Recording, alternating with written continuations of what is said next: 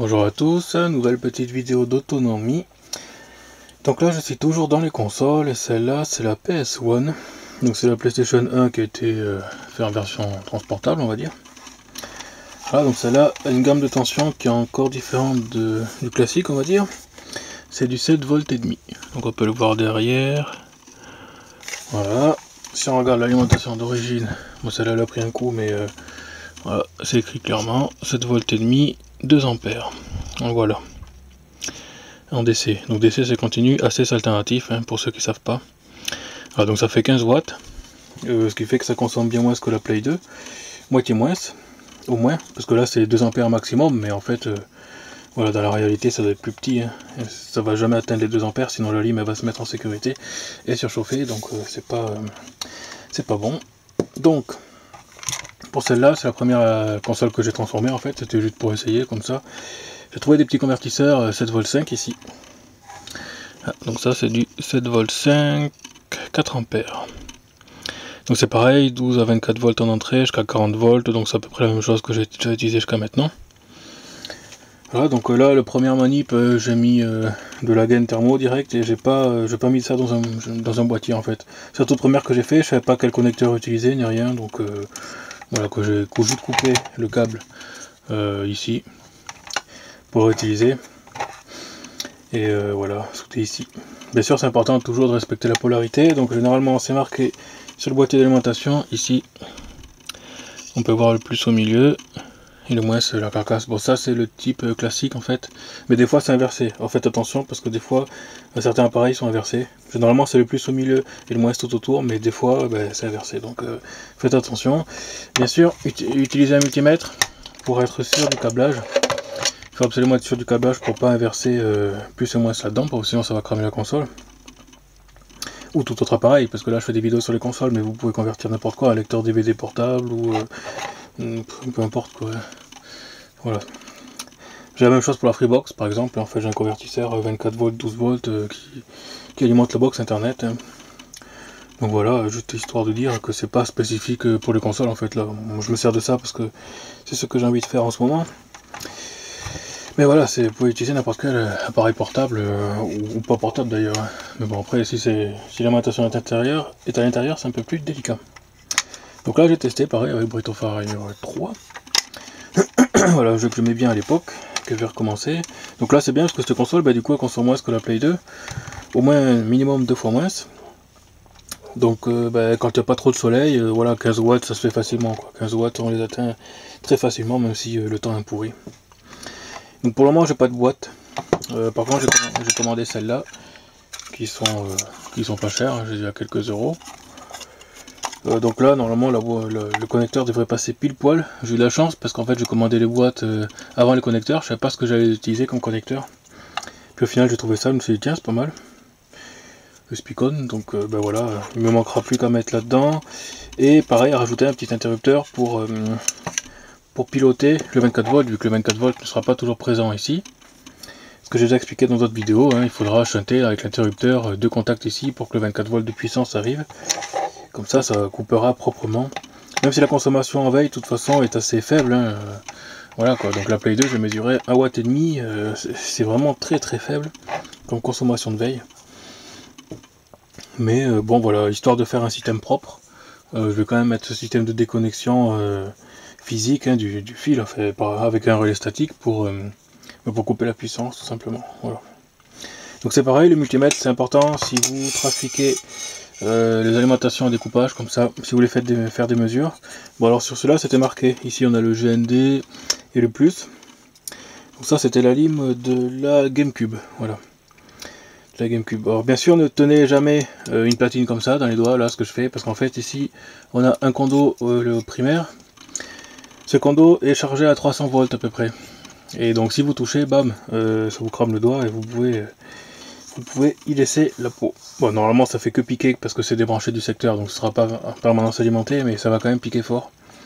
Et c'est dangereux parce que ça vous fait un choc si jamais vous tombez ou autre, c'est après plus le dégât indirect on va dire qui peut vous faire vous tuer quoi, si vous faites n'importe quoi. Donc faites très attention avec le secteur, ça c'est super dangereux.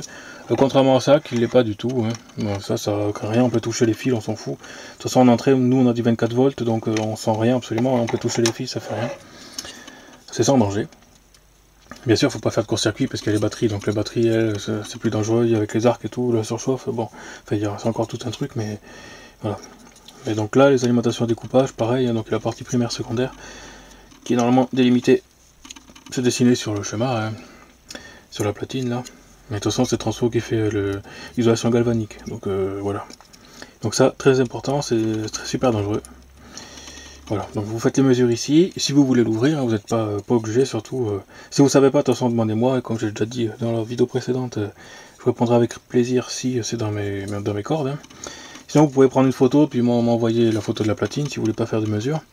Il y a aussi une autre solution pour connaître la polarité, donc si vous n'avez pas de multimètre, bon c'est dommage, mais un multimètre, ça c'est 10 € en grande surface, hein, ça vaut rien, donc, mais au moins, pour connaître la tension et tout, c'est pas cher. Alors, vous pouvez vous aider des condensateurs. Alors les condensateurs du secondaire, on en a ici. Donc on regarde, on suit les pistes. Bon, les pistes, voilà, si vous savez pas, c'est pas très compliqué. C'est de l'étain ici. Donc on a le moins ici du condensateur, c'est indiqué de toute façon. Sur cette piste là, donc ça vient sur la broche la plus éloignée ici. Et si on regarde, on a marqué GND. Voilà. GND c'est pour ground. Voilà. C'est la broche moins, et si on regarde le plus du condensateur, forcément qui est en face du moins, le moins étant ici, le plus est forcément là. Mais quand on suit le petit pinouille, la petite pinouille, là, on tombe bien sur le plus indiqué, donc le fil blanc. Ça c'est pour la GameCube, donc c'est pas pour cette console là, mais j'en profite quand même pour ajouter des infos pour pas que les vidéos soient trop longues. Voilà, comme ça je multiplie les informations dans diverses vidéos pour que vous puissiez, après ça vous de regarder, puis de toute façon vous pourrez les télécharger pour les regarder tranquillement. J'explique un peu rapidement pour éviter que ce soit trop long, mais voilà. Donc ça c'est la GameCube, on s'en fout de toute façon. Voilà. Donc la PS1 ça fonctionne, j'ai testé que le début du jeu parce que j'ai pas de sauvegarde encore. J'ai commandé le jeu il n'y a pas longtemps, donc voilà.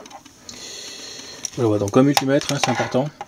Avant de brancher, bien sûr, avant de brancher à la console, vérifiez quand même la polarité de la prise, hein. Donc c'est simple, hein. Le plus au milieu et le moins à l'extérieur, donc vous faites comme ça, c'est pas très compliqué. De toute façon vous pouvez toucher, vous risquez rien, hein. Pas de problème avec 7 volts et demi, mais avec 12 volts vous pouvez mesurer sans problème, il n'y aura pas de problème, voilà. Bien sûr faites pas de courge là, parce que ça peut arriver de faire un courge comme ça là, donc là ça va arquer, mais bon, vu que c'est une élément à découpage, en fait, elle va se mettre en sécurité, du coup, ouais, ça va rien se passer, c'est une petite étincelle, bon. Parce qu'il n'y a pas beaucoup de courant. Sur les alimentations plus grosses, si vous faites une étincelle, il peut y avoir du métal en fusion qui va être projeté, et si vous en recevez dans les yeux, ben, c'est dommage, mais voilà, vos yeux vont prendre cher.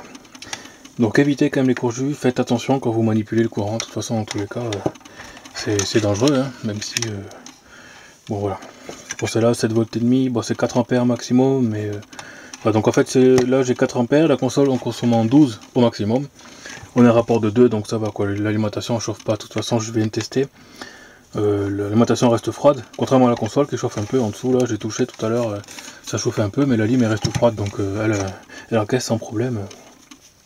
Alors quand la lime est petite comme ça, il peut ne pas y avoir suffisamment de condensateur en sortie, c'est-à-dire pour lisser, par exemple, des fois la console elle fait des appels de courant, et s'il n'y a pas de condensateur suffisant en sortie, ça peut couper la console, voilà, ça fait un appel trop important. Donc, si on passe par un boîtier comme ça, on peut très bien rajouter des condensateurs à côté.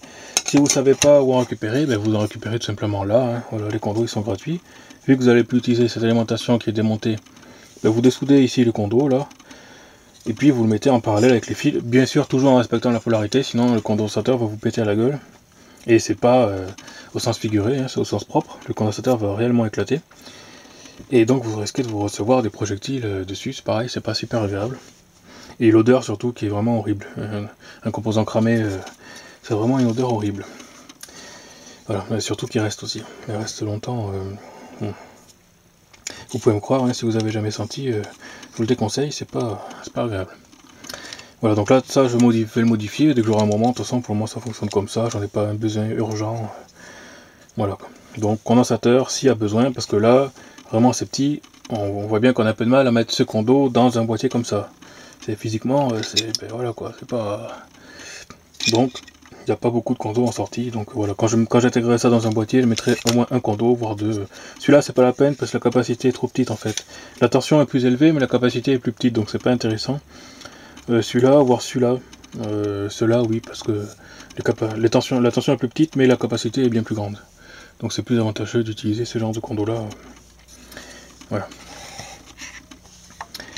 Donc pareil, je rajouterai un bouton pour commuter l'alimentation, bon, ça j'ai déjà dit, voilà, rien de spécial de toute façon avec cette console, elle est toute simple. Voilà pour cette petite vidéo, à plus.